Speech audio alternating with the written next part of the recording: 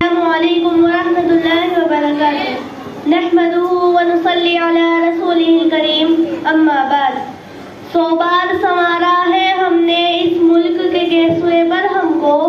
سو بار سنوارا ہے ہم نے اس ملک کے گیسوئے پر ہم کو یہ اہل جنوب بتلائیں گے کیا ہم نے دیا ہے عالم کو جب وقت پڑا تھا گلشن پر تب ہم نے ہی لہو کا دان دیا جب وقت پڑا تھا گلشن پر تب ہم نے ہی لہو کا دان دیا اور میرے ہی لہو کی چھینٹوں سے ہولی بھی منائی لوگوں نے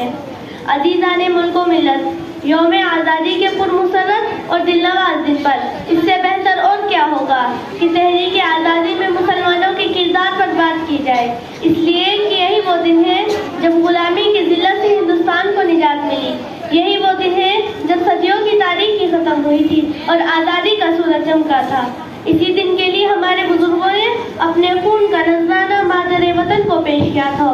اور انگریزوں کے سامنے چٹان بن کر کھڑے ہو گئے تھے آزادی کے لیے اپنے بچوں کو یتیم عورتوں کو بیوہ اور گھروں کو ویران کیا تھا اور ہر قسم کی تکلیفوں کو خوشی خوشی برداشت کیا تھا عزیزوں ہندوستان میں انگریز سازی بن کر آئے تھے مگر اس ملک کے آقا اور مالک بن گئے ہمارے ملک پر غداری سے قبضہ کرنے لگے سن 1757 عیسوی میں نواب سراج الدولہ نے بنگال میں ان سے زبردست مقابلہ کیا مگر وہ شہید ہو گئے اس لیے کہ ان کے وزیر نے غداری کی تھی پھر سن 1799 عیسوی میں ٹیپو سلطان نے ان سے بار بار مقابلہ کیا ہر جگہ ہرایا لیکن وہ بھی غداری کا شکار ہوئے اور شہید ہو گئے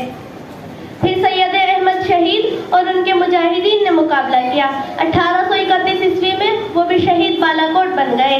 1857 عیسوی میں حجت الاسلامیہ مولانا محمد قاسم نانوتوی مولانا رشید احمد گنگوہی حاجی امداد اللہ مہاجر مکی اور حافظ امین جیسا قابل ملت نے ہندوستان شاملی کے میدان میں ان سے مقابلہ کیا مگر یہ انقلاب بھی ناکام ہو گیا اور انگریز پورے ملک پر قابض ہو گئے